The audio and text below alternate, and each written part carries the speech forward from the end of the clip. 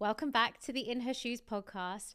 Listen, on this podcast, we'd love to bring you the guests that we know you want to hear from. And honestly, today's guest is no different. Sophie, who you'll probably all have known from her amazing job at Muse. Social is not just a nice to have, it's an absolute necessity for your business. So I'm so excited to get into Sophie's story today. And we even said it just before recording that this is one of a first for you, Sophie, being here to chat about you and not the business that you work for. Crazy. So welcome to the podcast. Thank you. I might even go on tangents and start talking about jobs, and then you'll be like, Sophie, what's that got to do with this? And I'm like, sorry, I forgot. We're talking about me. Like, as much, I always said earlier, I was like, how am I going to do this? And Mum was like, you just have to talk about yourself. Like, surely that's like the easiest topic in the world. And I'm like, that's actually so true. Like, when you strip it all back, all these questions, you're like, actually, I'm just chatting about you. So they're great, but also great introduction. Thank you. So, I mean, it's the truth. It was a really lovely introduction. Well, you know, I find that if I just focus on the truth, You're like, I can nail it. I can nail it. Exactly. Well, to be fair, what excited me about speaking to you, and I wasn't lying when I said you can't avoid Sophie on socials, because Sorry. in the best way, because I feel like what you brought was a real energy, and whether that was for the brand that you were working with, or whether that honestly was just you talking about something that you were interested, it really did feel authentic, and I loved watching that, and it made me curious about you. It made me really curious about kind of your early years and like maybe what you thought success was, and is this where you thought you'd end up? So like, just take us back. Tell me what young Sophie was like. Oh, well, you say energy. I've always been very loud. I also recently found out I'm the loudest like in my friendship group, and I just didn't think that. How does one work that out? Well, we were on our way to a holiday, and I don't know, we're all very loud. I think we were on a train and we were being very loud, and I'm like, guys, we're being so loud, and they're like, it's you, and I was like, no, it's not. Like, clearly, it's a whole thing. They're like, Sophie, you're clearly the loudest, and then we ranked. There's like 5 of us in the group, so we ranked this, and I'm top. I'm actually, my surname's Millham, so I'm Megaphone Millham. Now it's a thing, and I'm like, I didn't realise I am that loud, but I think I've always been quite a loud, energetic child, which again, it all helps it out with social media. I think that at the end of the day, like, social media and all of that is just talking, and being able to talk a lot is something I've always been quite good at, which is quite good. We're gonna get there. We're gonna tap into your confidence. We're gonna tap into all of that. But so early years, did you have an idea of, people say, what did you want to be when you grew up? What did you want to be? Actress. Did you? I feel like, well, actually, this is really rogue. When I was younger, I really wanted to work. I wanted a few jobs, actually. Obviously, I've always been very career driven, but I always wanted to work in McDonald's. But I wanted to sing at McDonald's, kind of like, if anyone knows the guy from Liverpool Street, but before he was even a thing, this was me when I was like, I don't know, like 8. And I want to sing. I can't sing. I really can't. That's my downfall in like the whole actressing thing. Like, obviously, most people are triple threats. I would say I'm a double threat. Like, I could dance a little, but I feel like you've got a bit of a raspy voice. Everyone thinks I think I can look like I can sing. No, I genuinely can't sing. Maybe I can hold a tune if you teach me, or hum. I don't know. I can't sing. But I was like, I'm going to do that. Then I'm going to get scouted, because everyone loves McDonald's, right? So then someone's going to scout me, and then I'm going to get a really good job. But while I'm doing all of this, because I'm sorry, I don't think McDonald's pays like that well, and obviously I'm just singing. I'm also going to work at Hollister, because I used to love folding clothes. And I've always loved kind of fashion. And Hollister was obviously top tier for me. Like, dark Hollister, loved it. Hollister, McDonald's, and then singing on the side that I couldn't sing. But then when that realised that was just kind of a silly little dream, then it was kind of more like acting, anything. I'd love to, I still would. Anyone out there? I always loved a bit of stage. I was very much into drama, which I'm sure you can tell. Everyone always says, what? Sorry, you're in drama? And I'm like, yes, all my life. So I think, acting was always one, but then like kind of fashion as I grew up, I guess. But I think with fashion, it was always like, I didn't know anyone that was in it. So I was like, how do I get there? And that was the hard part of kind of growing up, was like, I kind of want to be in the fashion world, I think, but how does one get there? Where would I go? And I think schools aren't the best with that. I mean, not to slam my school or anything, but like, obviously they're very much, go to uni. And if you don't want to go to uni, there's not much else we can help you with, kind of thing. And then if you do want to go to uni, I remember being like, I want to go to a fashion uni. And they had to be a bit like, I don't know, which one. It was a bit like, it's harder for them to understand like exactly what I should do. And when you're hearing that, you're like, okay, well, what should I do then? Like, no one else is telling you, and you don't know, from being, a 16-year-old that asking, what do you want to do like when you're an adult, you're like, well, I still don't know yet. And like for me, it was just, I think my sister had a friend and she did fashion, and I was like, okay, let me just speak to her and see where she went. And so she went to Ravensbourne University, so I applied to I'm really going on a tangent. You didn't I know. ask. Just FYI, I love this, and I'll tell you why I love this. Like, honestly, if you put me on a soapbox to talk about the system and how it's broken in universities, I wouldn't get off. And so I love the fact it's not me talking about it, it's you. Yeah, you're like nodding along, and I'm like, okay, yeah, you get it. I do. Yeah. So I just applied to loads, and then I applied to UAL, which I didn't know was a good uni. It's an amazing uni. I was like, oh yeah, really good. And at the time, I obviously was doing drama, but also art. Yeah. So I obviously, when I was growing up, I was all very much into drama. Art was kind of my two little things. So little did I know, I was doing my art currently, my project on kind of like misplacing stereotypes, and I did a huge thing on Grace and Perry. Okay. And then obviously I had to put that forward for like my UAL thing, not knowing that he was like the face of it. And then they were like, oh great, like this works really, really well. And then I got in, and then I kind of asked my art teachers between the two, like, which one should I go for? And they were like, you should kind of go for UAL. And I was like, okay. And I was never fully on the uni train. My brother and my sister both went to uni. Yeah. And they're much older than me, so I kind of always followed them anyway. I was the first person to be like, I don't think I need it. And I was always going to go to London. Like I had no, it's fashion at the end of the day. There was nowhere else I was really going to go.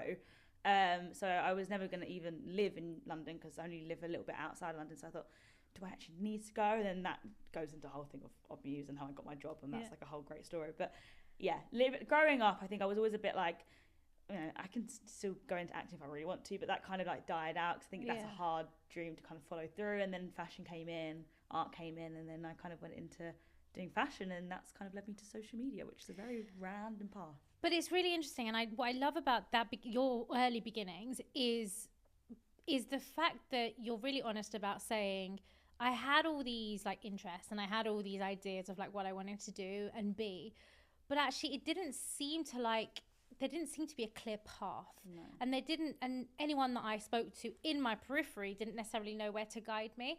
And I think a lot of the time our listeners are in the exact same boat, and you will be shocked, and probably you won't, because you are one of those people. Everybody is saying, I don't know where to go.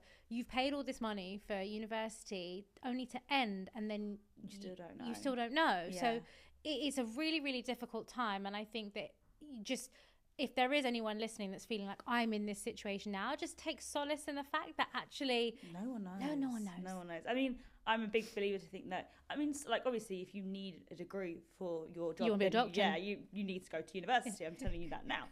But obviously if you don't know, university is a great place to think about it. Yeah. And think, I think it's a waiting room. It's kind of, that. There's people around you. You might be asking them questions. What do they want to do? Yeah. And during it, you might get up and leave. You might be late for something else, and you've got to go. And that's kind of what I felt when I was there. I was a bit like, oh, I'm kind of ready to leave. Like I'm kind of done. This $9,000 every gift is getting a bit much. And I kind of go. And then that was when I kind of was like, oh no, I can work and still be at uni. And I was like, let me just, I am one to kind of like finish stuff off. So I'm like, okay, I'll get it done. It's to say I've got a degree. Yeah. Would I recommend going? Like, no, but then that's just my opinion on it. I think everyone has different opinions. I know a lot of friends that did like apprenticeships, and they've done really, really well. And I think overall, in my opinion, experience is worth way more. For sure. So you were interested in fashion, and you were at UAL. At what point did you start to get itchy feet? And what do you think that was almost like the catalyst to getting itchy feet? I think. So when I was there, my friend who I'm actually moving into London with in a month's time. Oh my God, January, I will be moving into London. Congrats! I think I'll do that. But I met her. We actually met on like a freshers like group chat. Yeah. Really weird. Yeah. She had no profile picture, so I did not know what she looked like. Catfish. But I was like, let's meet on like at the train station before we go in, right? Also, I feel like I was going on a blind date. I was like, I don't know what this girl looks like. Like, she's looking for me. Met her. We got on straight away. Everyone was like, how long have you been friends? Literally from like 9 a.m. this morning. And she was really, really fun at school. And then literally a few months later, she left because she worked for her auntie's brand, and then she just wanted to work full time. And I was already a bit like jealous by that, because I was like, okay, you get to like go straight into the real world. And I think I've always wanted to kind of grow up as quick as I can. I think that's because of older siblings and knowing, they were doing X, Y, and Z, and like even like working, like I always like, as soon as I turned 16, can I work? What can I do? Yeah. And that's because they were already doing that, and I felt a bit behind, even being younger. But I think because you've got everyone around you is like working, you're like, oh, I want to do that too. And suddenly she was doing that, and I was like, okay, and I'm still here, and that's something that I would love to do. And then I enjoyed uni, but I think I wasn't getting like that uni experience that most people do when they leave and they move out and they go further. I mean, don't get me wrong, I did my experience. I go to my friend's uni. I would literally stay there for a weekend and think, this communal kitchen's not for me. No. I was like, I love a little clean kitchen. I love cooking. I love it by myself. So this was great. Had a really good time. Partied, didn't really sleep. Now I'm going to go home to my nice bed, to my dog. And that's kind of how I did both of the things. And once I did that and put that out of my system, I was a bit like, okay, but why am I actually here? And then it was actually so I was working at a vintage shop at the time in Brick Lane. Very cool. I mean, I got to borrow clothes for like shoots that I did at uni. So it worked hand in hand. It was like the perfect match.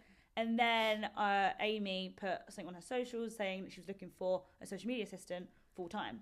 And I don't know what it was. Like, I knew 2 people that followed this account, and one of them was my sister who saw her. Also, she saw Amy's account. Like, it wasn't even Op News, it was Amy that posted it. And Amy isn't like, a lot of people think that she is an influencer who made a fashion brand, but actually she just grew her personal brand through doing Op News. And she sent it to me, and at that point I remember I closed my laptop on LinkedIn because I just couldn't find anything, and I applied to like multiple places, which few of them have actually tried to poach me afterwards, which is quite funny. But I've closed it because I'm thinking, I don't think that'll go anywhere. And then I see this and I'm like, okay, let me just apply. And also the office was opening down like near my house, like in Essex, and it was a walk away. And I was like, okay, this is a really weird timing situation. And then I applied, and then I had the interview, and the interview was so funny because later did I find out that the interview was just like this of my face. What? Because when yes. Also, I didn't find this out until a month later until I got the job, so I felt a bit better. But Amy was like, by the way, did you know like I couldn't see your face during the interview? And I was like, what do you mean? It started off worse. I was on my iPad because also my laptop like camera was broken. I don't know what I did, and it was like this close. She was like, can you just like go back a bit? Like, I can't really see you. I think I just scooted back thinking she wanted to see like everything. It literally went like this. So my whole interview was just my eye. And I think if that doesn't show you anything, that's my personality sold. I think she was like, so basically, long story short, she was like, well, okay, you're still at uni, like, how's this going to work out? And I was like, well, I'll just leave uni for this. And she was like, well, hold your horses. Like, that's a lot of pressure to put on somebody to be like, someone's coming and leaving a lot behind. Especially this was now like 2 years into being at uni, so it was like I only had 1 year left, like there wasn't long left, but I was just ready to go, like I just felt it. And my mum and dad have always been very supportive of like kind of just do, if you feel like it's right, then do it. And they knew that my brother and sister went to uni, but they knew that they didn't necessarily need that. Again, I think they're very much on the waiting room, like they see that too. So my mum was like, no, like go for it. And then she was like, look, we're going to take someone on as full-time. I want you to come on as part-time and finish uni. And then obviously once you finish uni, you can then come full-time. And that was actually the perfect thing, because now I was scratching that itch that I wanted to work and I wanted to get that experience. And I'm sure, obviously, when I started working then, there was a lot of things that we had to do. And a lot of the time, obviously, I would prioritise that over uni. So sorry, but I still graduated.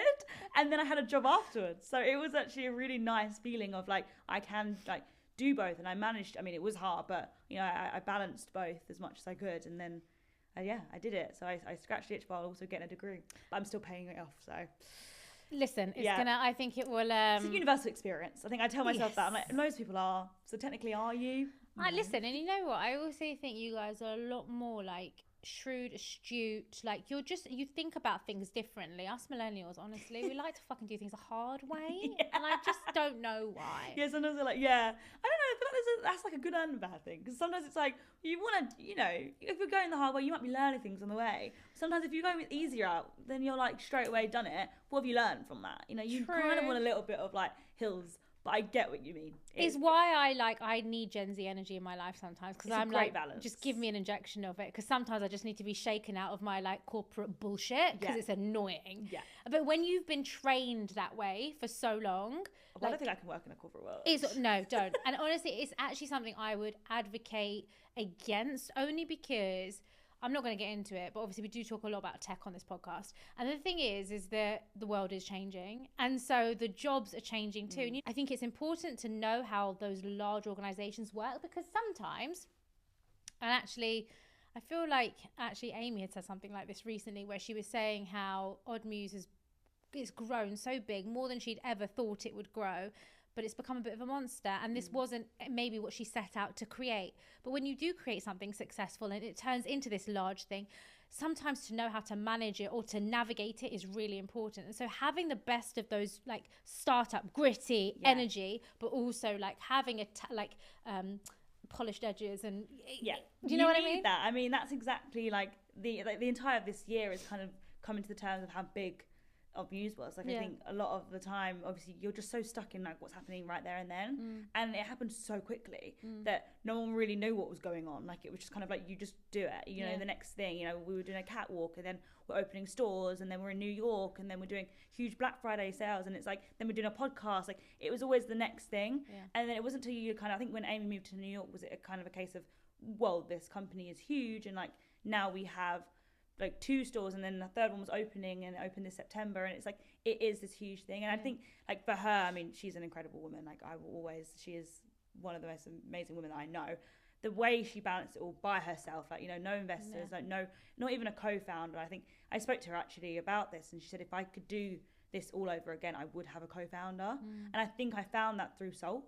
So working with 2 co-founders, it's like they do balance well, and you kind of do need sometimes, because she was doing it not knowing anything, and she can't just ask family and friends because they don't know. And even problems that she was having, I mean, sometimes it'd be about money, and maybe it's people might say it was a great problem to have if you made loads of money so quickly, but then it's like, no, but orders need to go out, and X, Y, Z, and I've not got the money to like reinvest, and it's things like that. You can't just ask people because no one knows. So then you just take it to Google, and most of the time, and it's back to kind of what we were saying before at school, it's like not everyone knows what you're trying to do, so she's just learning on the job, and all business owners are learning on the job. Like no one knows anything, and I've seen that firsthand, which is why I love working in a startup, because you really get to see that person. Like me and Amy, like I really got to see her as a founder grow it all, and she's just done so well for it to grow so big. But then it does get to a point where it is so big that the startup nitty gritty people are a bit like, whoa, what's happened here? Then you do need people to come in and polish it up, and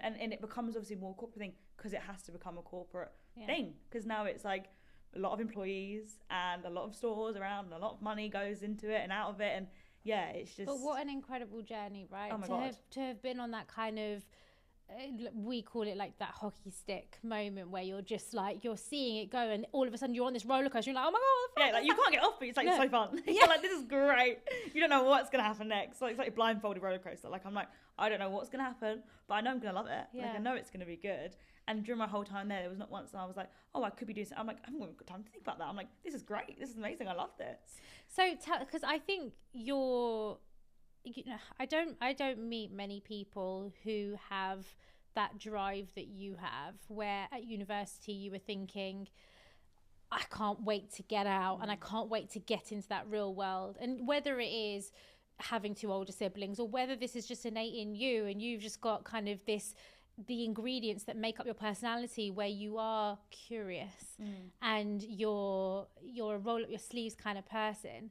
I feel like what's really interesting is all of those moments led you to the point of where you are today. And I love the fact that you've not taken your uniqueness and what makes you and given it to a corporate. You've not, you know what I mean? I can't do that. I just don't think I'll do very well. I just don't think, like, it's just not for me. Like I really enjoy, like, I guess uniqueness, but I think that works in a startup because it needs that kind of different perspective. And I think that's kind of sometimes what I can bring, or even just like an energy. Like sometimes I mean, I could be me just saying this, I don't think I'm bringing ideas, but I'm just bringing like this energy that's needed. I think that's kind of what we were saying. Like I was always on photo shoots with Muse, and you know, I obviously was being helpful and I was helping the business, but most of the time I was just like going like, yeah, come on guys, to like the models, and obviously it was helping them, and they were laughing and loving it, and it was making a really nice like environment on set. And every model we worked with, photographer, always said like, I've had the best time on set. Most of them, they say it's like the most chill, and I'm thinking, I don't know how you're putting me and chill together, but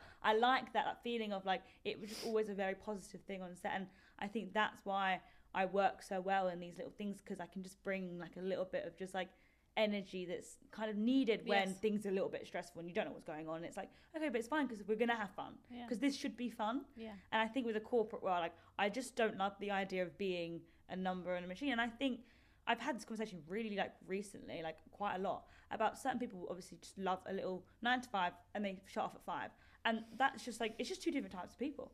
And then some people don't want to just work a 9 to 5, and I find myself more creative after 5 p.m. I don't know whether it, right, this is the thing.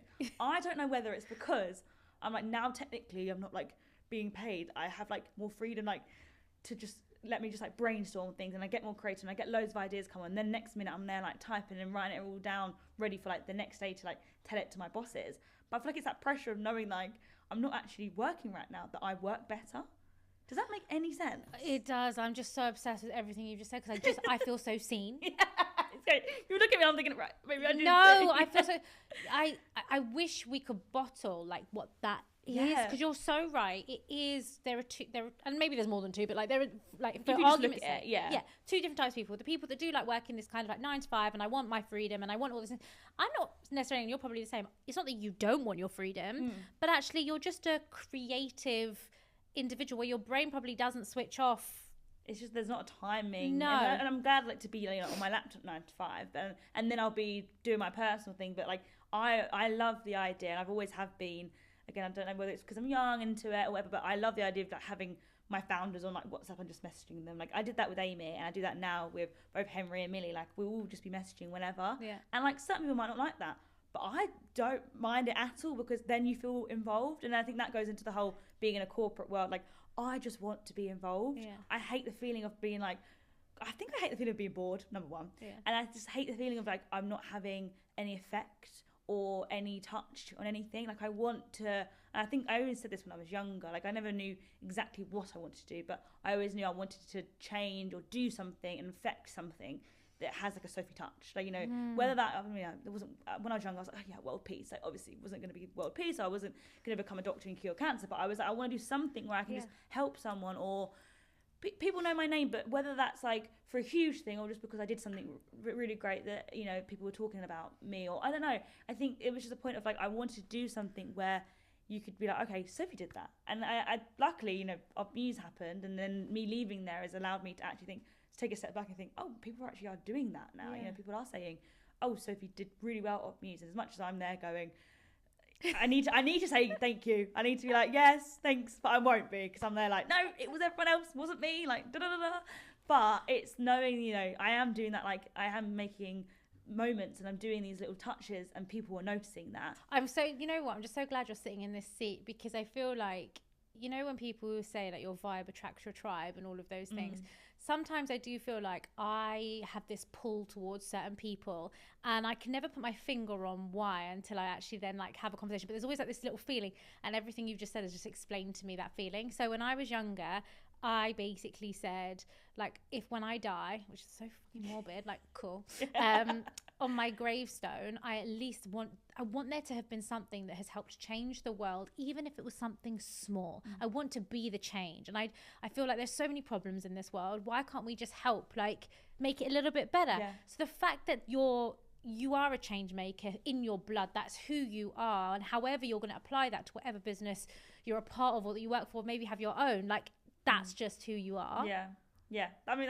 I now need to say that as well. Like the whole graveyard thing, that's great. Like that's exactly what I'm saying. Like it is that you just want to know that you've just done something. And I'm not here like saying it needs to be this huge thing. I need everyone to know my name, because it isn't that. It's just a case of like, I just need to do something where I just know that I think it's a personal thing. I think I like to know that I've made a change in something, just for my own ease of mind, to be like, I was helpful. I think every human being just wants to be helpful. Yeah. And at the end of the day, that's how I feel with work. I just want to make sure like I'm doing it. And when you work in a startup, when there's like 4 of us in a team, it's like, well, it's quite easy to be like, to change stuff and be helpful, because there's not many people to do it. So it's like, there's a lot of jobs to get done. So like, and you can get them done. So I think, as much as it's chaotic, it helps me a lot, because I'm like, this is exactly what I need to be doing. Yeah. I'm really excited to kind of get into that kind of fresh, relatively new part of your life. But before we do, we'll close off, because what I do want, when you first kind of came into Odd Muse, and it was like, was there a social media, I don't want to say team, because it probably wasn't even a team back then. What was it that you walked into, and how did you think, right, I can get stuck in and let's just turn this into something? I don't even know what made me think, oh, Odd Muse is why I want to leave uni. Like, I don't know what that feeling was.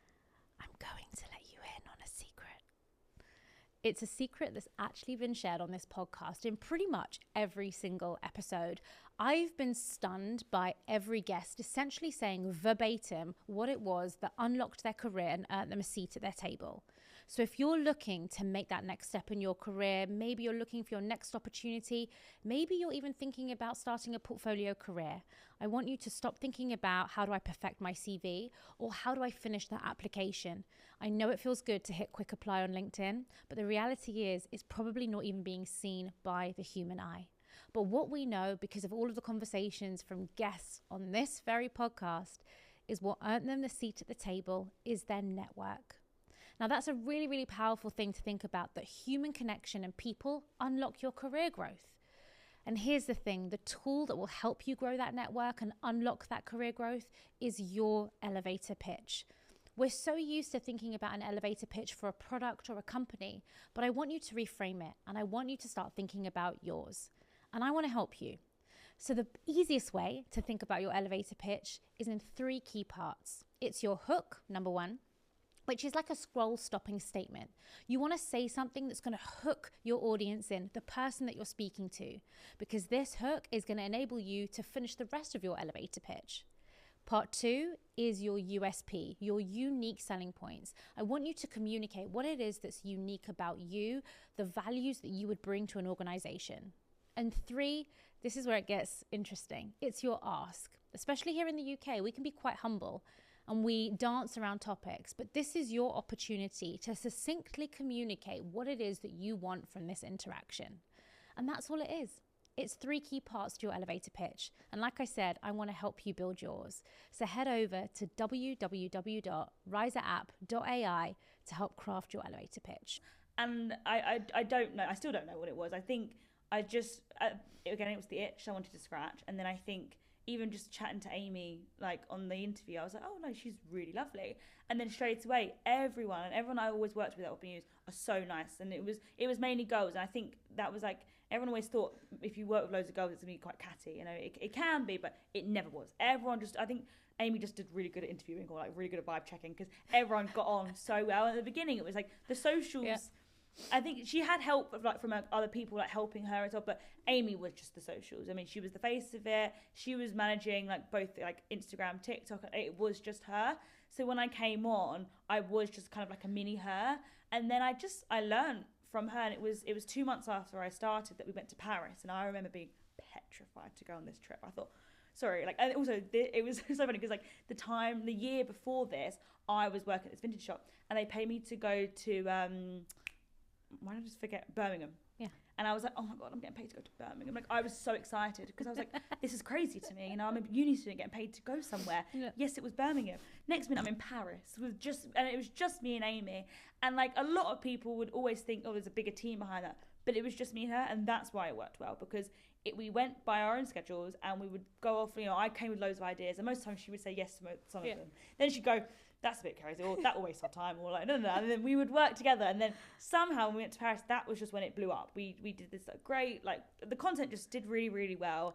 And then suddenly it just went crazy. And that was when the whole brand changed from being like blazers and jumpsuits to a dress brand, what it is now. Like it really, we didn't see it coming. It just suddenly became this dress brand. And then from there, it was just constantly leveling up like what we were doing, but while sticking, you know, we had pillars that we always like focused on in every shoot that we did. But everyone just kind of loved that, like that relationship between me and Amy and how we would showcase like our trips away and how it was just me, her and a camera. But we would, I mean, I was crazy, you know, I'd be there, be like, iPhone pics, iPhone videos, camera pics, camera videos, camcorder. Like I'm there, like my mental, I'm like listing everything, like checking everything off. She's there wearing like 40 dresses. We're there working till 11 p.m. Like it wasn't like, we're not there like 9 to 5. Like, having a glass of champagne. We literally were like waiting for our room. She's like, do you want champagne? I'm like, yes, I do want champagne. Luckily, we always said we had a very similar palate. I mean, oh, so funny. When we went to Paris, she obviously was ordering like sparkling water because she loved it. I hated sparkling water, but I was like, yeah, I'll get it, yeah. Because I wanted to be like, just saying yes to everything. I was in Paris. Yeah. And then literally, obviously made me love sparkling water because I'm not going to lie, anything Amy did, I followed. It was kind of like a big sister relationship. Like, say with my sister, the same, similar ages. And I'd always follow everything she did. And suddenly, like, I was seeing, like, Amy was that. And she was exactly what I wanted to do in a career. Not that I want to start a business, but she was just such a person to look up to that I was like, everything that she did, I was like, yeah. So any ideas she had for socials? Yeah. And then I would be like, we could also do this. And then she's like, yeah, let's do that. and it just worked, and it worked really well, and it did for ages. So the key takeaway is that Sophie now likes San Pellegrino. Yes. Love it. She always says ice and slice. That's how you ice and slice. I like a little lime slice in it. It's nice. Yeah. Adds a little kick. Yeah. That and spicy margs. I'm like, what else can she? Yeah, that's what she taught me. Spicy margs. Biggest thing she taught me. Honestly, any time of day for a spicy marg. Honestly, unreal. Yeah. Downstairs, anyone? So what's exciting now is you've taken this experience, and like I said in the beginning, people were really invested in your next step and where you wanted to go. And you have taken the opportunity I feel like I can say this, but like everyone has probably seen this brand on their TikToks or on their socials. I feel like it's the brand that's kind of made electrolyte sexy in some ways. So you've joined Salt, which is super exciting. Yeah. And you joined as employee number 1. Crazy, like really crazy, because when I decided that I just needed, I don't know what it was in the summertime, and I just needed change. Yeah. And and you can't pinpoint on what that is, and I always loved Muse like so much, and it was the same feeling of like leaving uni. I had that already waiting, and there was never a point of me thinking, where would I go next? It was always that, and it was always changing, so it was never boring.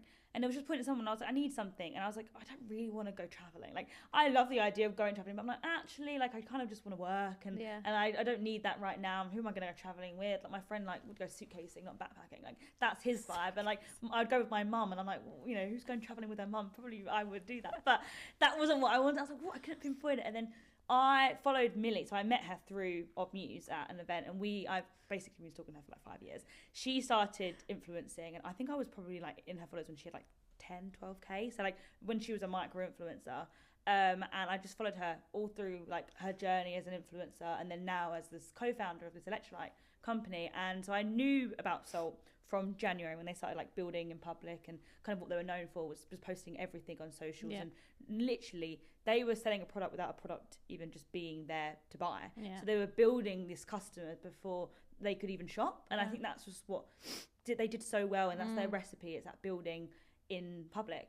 And then when in April they launched, and I watching it was just so lovely to see. And then there was one day, and I just like, let me just message Millie and just see, if there's anyone at Soul like they need help with, kind of what's their social people looking like. I had no idea who was behind the brand in terms of numbers. I just knew that she, and then there was a co-founder, Henry, and there was also a guy, Alex, who does like all the photography as well. So there's 3 of them. Okay. That's all I knew about. But then I'm thinking, because they must have like email people and ads people and all this, because I've come from obviously a startup at Muse. I was their 5th employee, but I was also like, I think they were going on for like 2 years.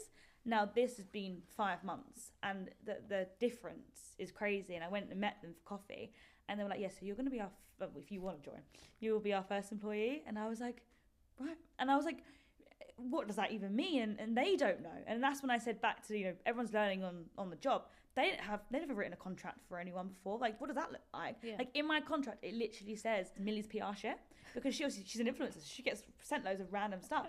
So she's just like, I'll put my hand up. I've got a lot of PR shit since joining Soul. It's been great. Like perfume, makeup, loads of stuff.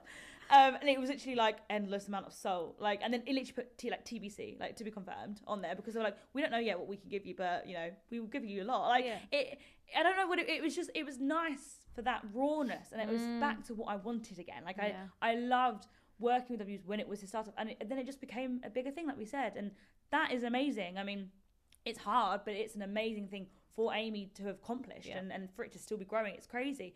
But I was like, okay, I need to, like, I'm 22, I need to go back to what I like to do. And that was like that chaoticness of a startup. And I think that's the change that I needed.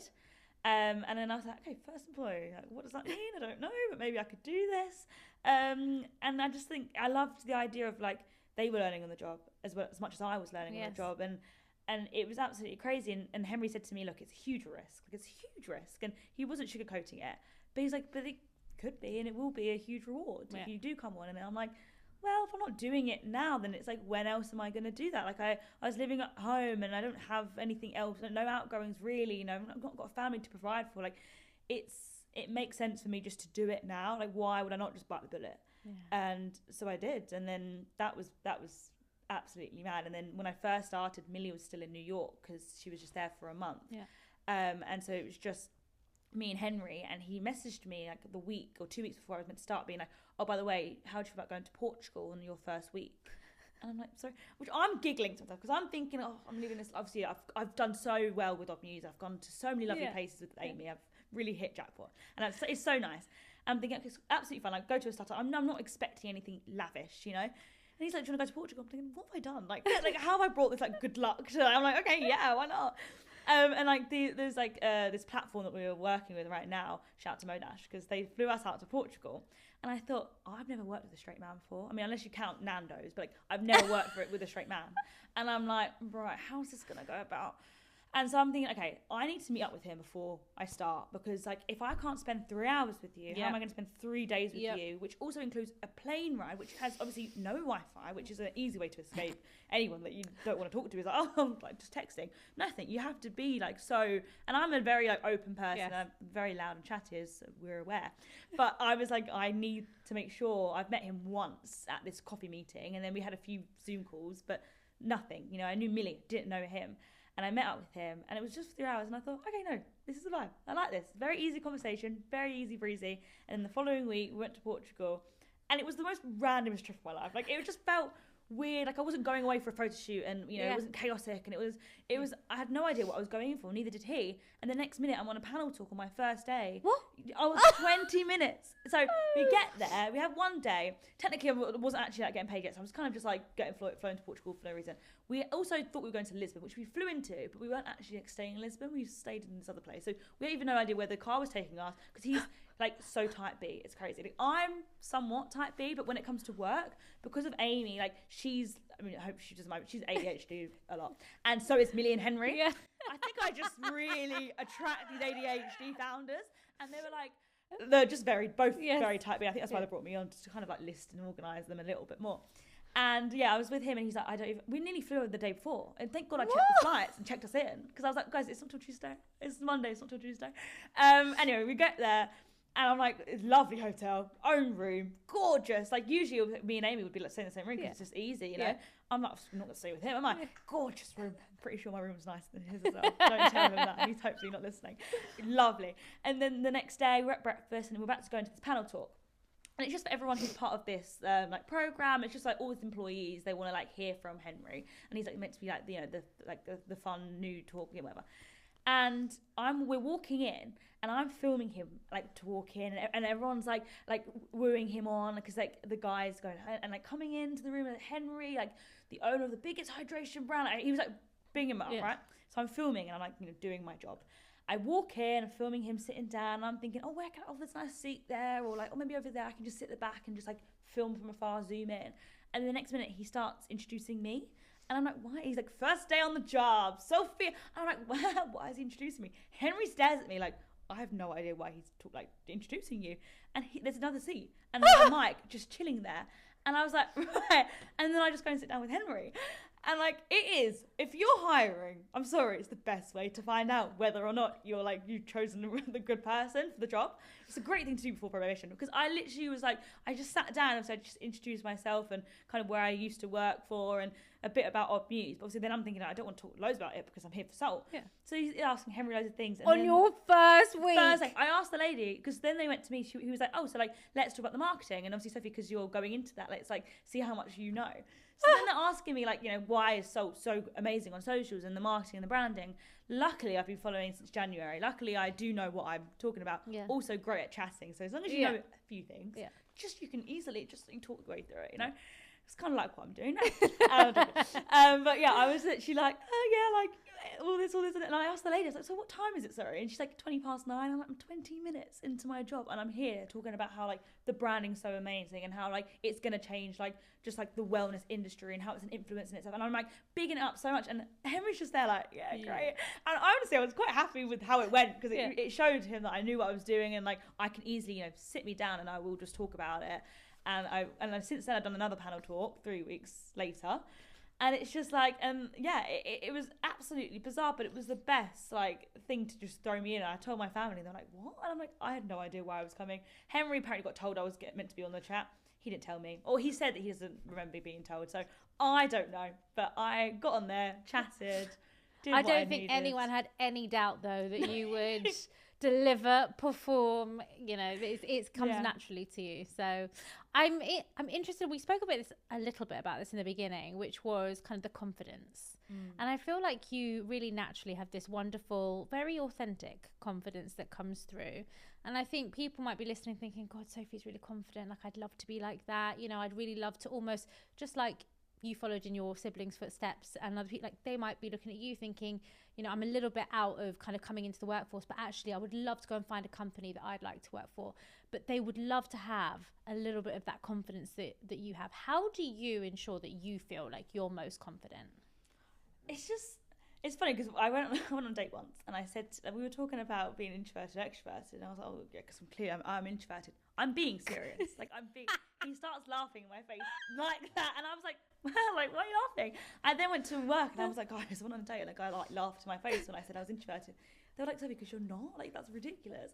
But I think I see myself in this weird, like, I know people say they're a mix, but I am an extrovert person, and I love it, and I obviously did drama a lot when I was younger, and I think that's the main source of like all this confidence. All what I've done now is like that, all the acting, everything has led me up to what I am here. I think, like I said, working in social media, as long as you can kind of talk, and you obviously need to be creative, you can get through it.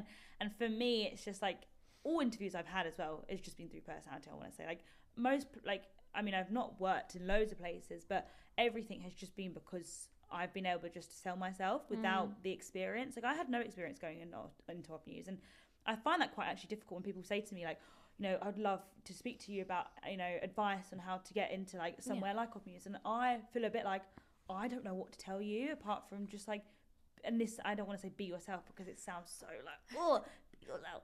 But like for me, it was just a case of like it was this off my eye, like it was just me talking. Like and also I put like together like a whole thing they asked me for. Later on, like obviously someone else got the job because they were better, like qualified for the job. They were older, they were ready for a full-time role.